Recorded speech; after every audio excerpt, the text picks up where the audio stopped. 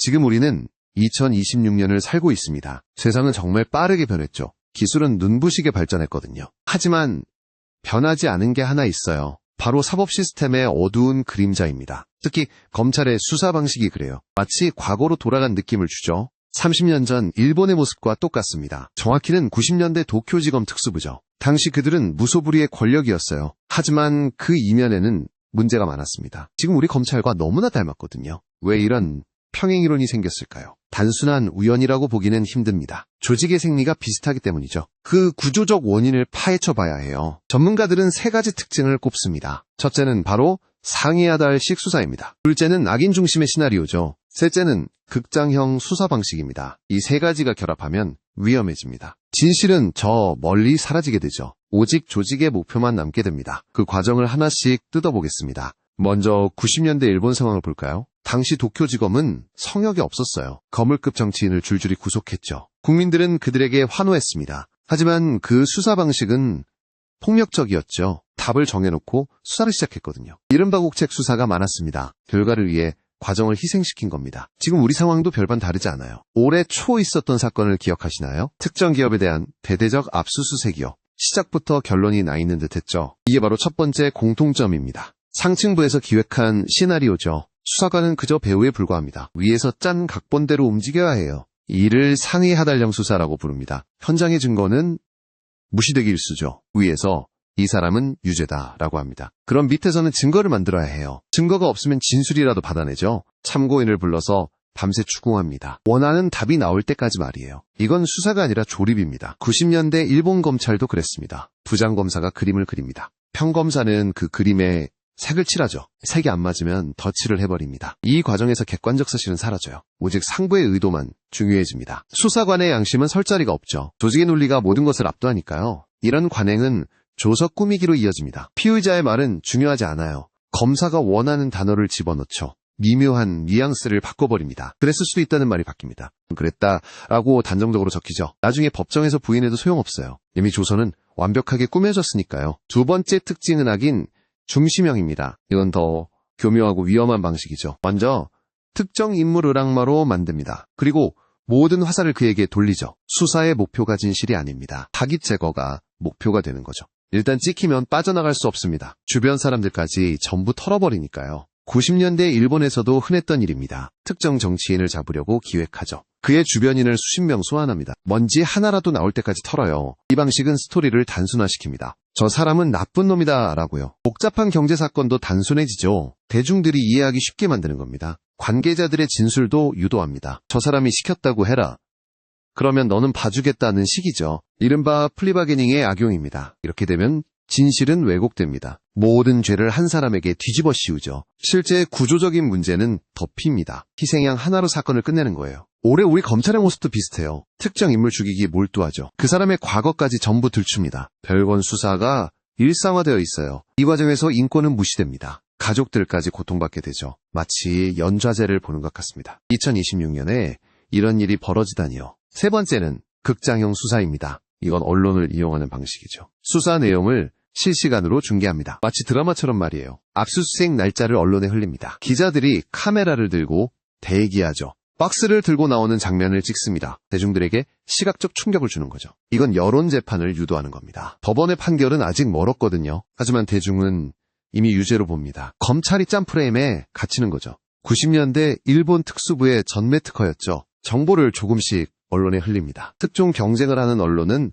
받아쓰죠. 검증 없이 기사가 쏟아집니다. 대중은 분노하게 됩니다. 저런 나쁜 놈이 있나 하고요. 이 분노가 수사의 동력이 됩니다. 강제 수사의 명분이 생기는 거죠. 여론이 들끓으면 법원도 부담스럽죠. 영장을 기각하기 힘들어집니다. 검찰은 이걸 노리는 겁니다. 여론을 등에 업고 칼을 휘두르는 거죠. 2026년인 지금도 똑같습니다. 단독 보도가 매일 쏟아지죠. 검찰 관계자에 따르면 으로 시작해요. 확인되지 않은 혐의들이 나옵니다. 피의자는 반론할 기회조차 없어요. 이미 사회적으로 매장당하니까요. 나중에 무죄가 나와도 소용없습니다. 이미지 타격은 회복 불가능하죠. 이 세 가지 특징을 종합해볼까요? 결국 살인의 추억이 떠오릅니다. 영화 속 경찰들의 모습 말이에요. 그들은 범인을 잡고 싶어 안달했죠. 그래서 무고한 사람을 잡았습니다. 강제로 자백을 받아냈죠. 증거를 조작하기도 했습니다. 그게 80년대 경찰의 수준이었어요. 지금 검찰 특수부는 다를까요? 물리적 고문만 없을 뿐입니다. 정신적 고문은 더 심해졌죠. 수사 기법은 더 교묘해졌습니다. 과거 경찰은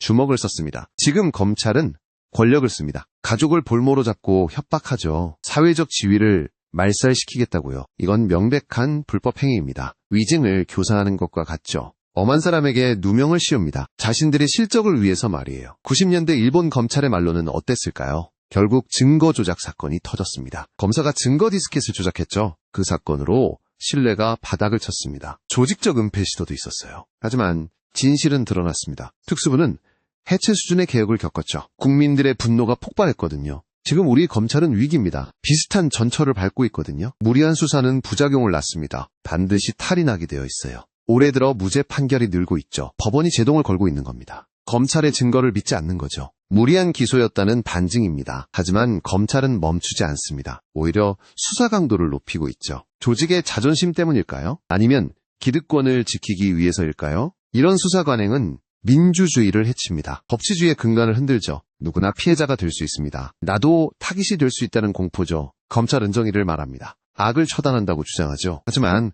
절차가 정의롭지 않습니다. 결과만 좋으면 된다는 식이죠. 이건 위험한 전체주의적 사고입니다. 90년대 일본이 실패한 이유죠. 우리는 그 교훈을 잊지 말아야 해요. 역사는 반복된다고 하잖아요. 특히 극장형 수사는 멈춰야 합니다. 국민의 눈과 귀를 가리는 행위죠. 자극적인 소재로 본질을 흐립니다. 정작 중요한 문제는 보지 못하게 하죠. 수사권과 기소권을 다 가졌습니다. 견제받지 않는 권력이죠. 그래서 이런 폭주가 가능한 겁니다. 스스로 멈출 수 없는 기관차 같아요. 최근 학계에서도 비판이 거셉니다. 형사소송법의 원칙이 무너졌다고요. 무죄 추정의 원칙은 사라졌습니다. 유죄 추정의 원칙만 남았죠. 피의자가 스스로 무죄를 입증해야 해요. 검찰이 짠 시나리오를 깨야 하죠. 하지만 개인에게는 너무 벅찹니다. 거대 조직과 싸우는 건 불가능해요. 그래서 제도적 개혁이 필요합니다. 말로만 하는 개혁은 소용없어요. 수사 관행을 뿌리 뽑아야 합니다. 감시 시스템이 작동해야 해요. 일본은 그 사건 이후 변했습니다. 조사 과정을 전부 녹화하죠.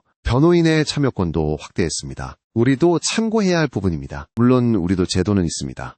하지만 현장에서는 무용지물이죠. 사각지대를 교묘히 이용하거든요. 관행이라는 이름으로 말입니다. 검사실의 풍경을 상상해보세요. 수사관들의 고압적인 태도를요. 협조하면 선처하겠다는 회유를요. 이건 거래지정의가 아닙니다. 우리는 질문을 던져야 합니다. 과연 이것이 2026년의 모습인가? 선진국이라는 대한민국의 사법인가? 부끄러운 자화상이 아닐 수 없습니다. 검찰 특수부는 필요할 수 있습니다. 거악을 척결하는 기능은 중요하죠.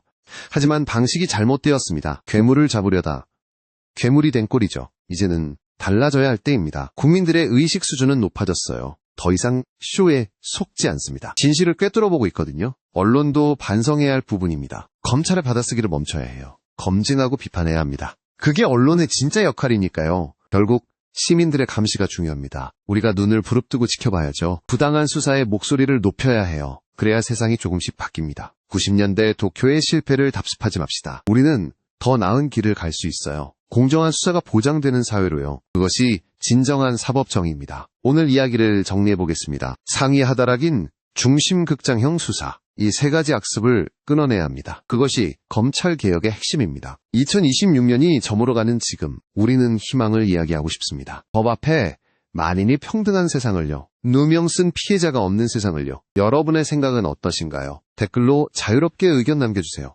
함께 고민하면 답이 보일 겁니다. 긴 영상 시청해주셔서 감사합니다.